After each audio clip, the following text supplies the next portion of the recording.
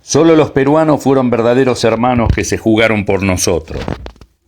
El resto del mundo nos dejó en la estaqueada, inclusive España. Eso no dejó de dolerle.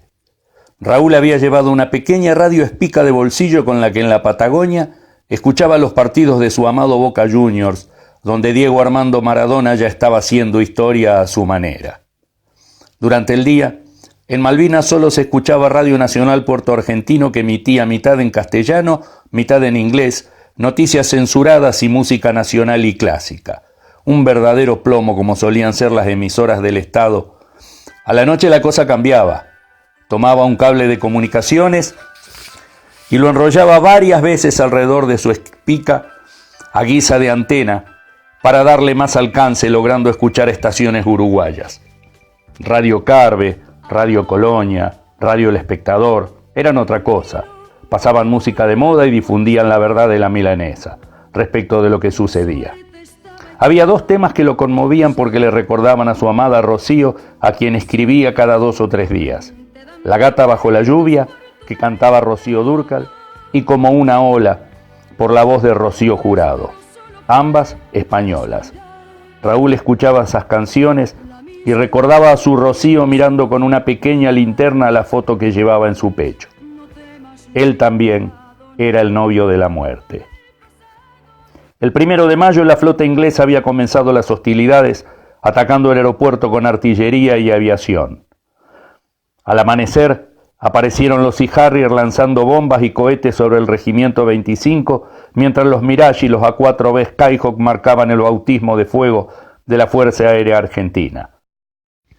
En un ataque casi suicida contra los buques ingleses, se zambullían en la nube de explosiones que producía el paraguas de defensa antiaérea de las embarcaciones enemigas. Las cartas de Rocío Franco comenzaron a ser más esporádicas. Cuando llegaba algún avión con correo, Raúl preguntaba si en alguna saca había algo para él, pero nada. No obstante la ausencia de noticias, el joven prometido se aferraba a su eterno amor.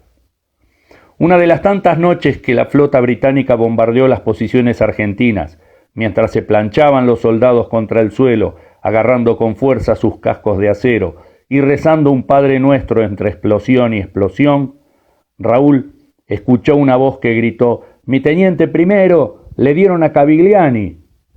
Daniel Cavigliani era un conscripto de Arroyo Seco que se destacó desde su ingreso por ser el más despierto de la compañía.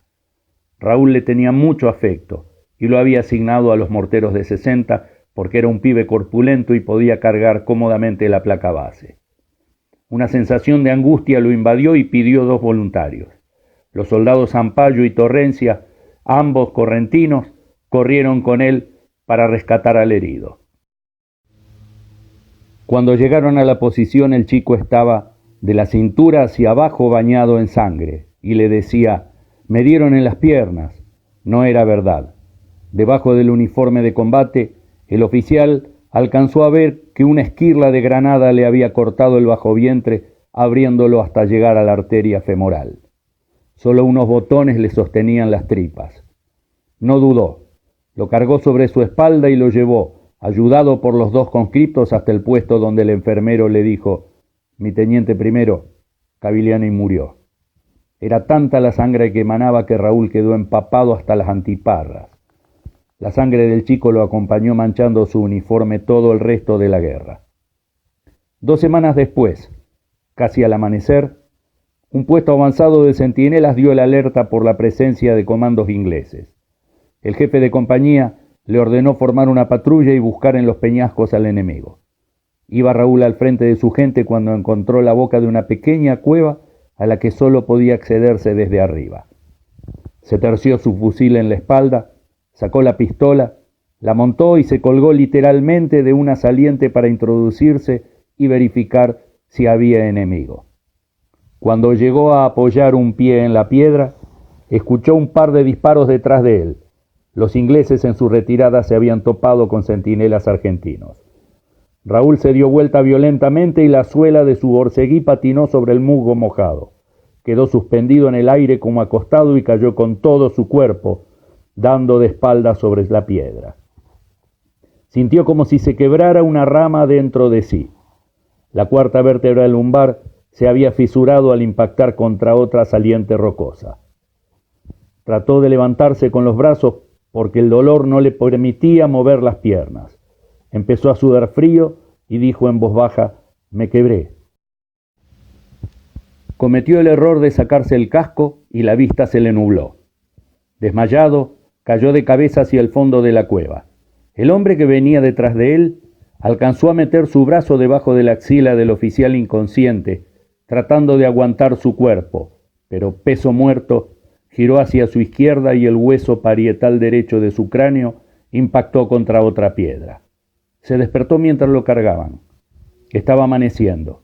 Veía luces que giraban a su alrededor. No entendía qué pasaba, no recordaba quién era ni por qué estaba vestido de soldado. A los pocos minutos recordó. Nunca más en su vida olvidó que la sensación de la amnesia es horrible. El suboficial enfermero le dio una caja de ampollas inyectables de calmantes, las que bebía cada 8 horas para soportar el dolor en sus piernas. La izquierda comenzó a renquear primero. Luego fue la derecha, hasta que tras una semana y media el teniente primero Rimoti casi no pudo caminar más. El turco la acompañó en su evacuación al hospital militar instalado en una antigua escuela técnica a las afueras de Puerto Argentino. Permanentemente llegaban helicópteros con heridos del frente. Los médicos militares operaban con cascos puestos en el improvisado quirófano y la sangre se limpiaba con secador de piso. Es indescriptible lo que se ve en un hospital de campaña durante una guerra. El doctor que lo recibió se acercó a la camilla. Le sacó los borceguíes, tomó sus piernas, las flexionó, las subió y las giró mientras preguntaba: «¿Le duele?». Raúl contestaba afirmativa o negativamente ante cada movimiento. El médico hizo una pausa. Agarró firme su tobillo derecho y con el talón de su mano dio un golpe en el talón del pie del oficial.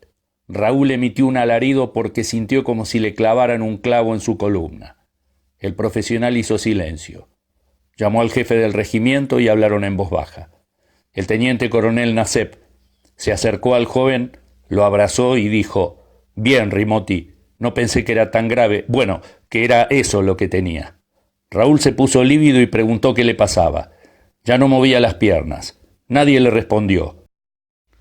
Le sacaron placas radiográficas y cuando aún estaban mojadas se las mostraron. Esto es lo que tiene. Claramente se veía una vértebra como cortada horizontalmente por un cuchillo casi en su totalidad. «¿Voy a volver a caminar?», preguntó. «Ojalá», dijo el médico. En Canarias, el calor casi constante reunía mucha gente en las playas.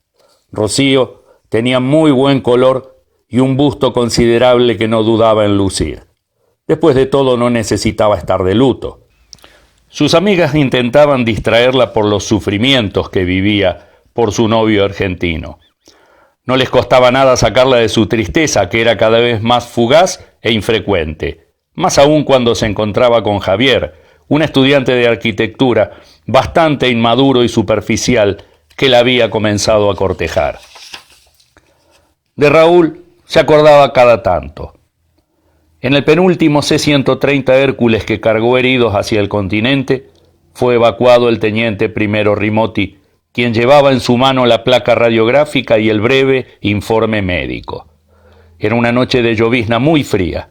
Del aeropuerto solo quedaban las chapas de sus hangares todas retorcidas. El jeep con que lo llevaban avanzaba con las luces apagadas, esquivando los cráteres de las 21 bombas de 500 kilos de explosivos que un avión Vulcan británico había arrojado días atrás, todas juntas. Desde más de 15 kilómetros se sintieron las explosiones. Pareció un terremoto. Los cráteres eran piletones de unos 3 metros de diámetro por 1,5 de profundidad.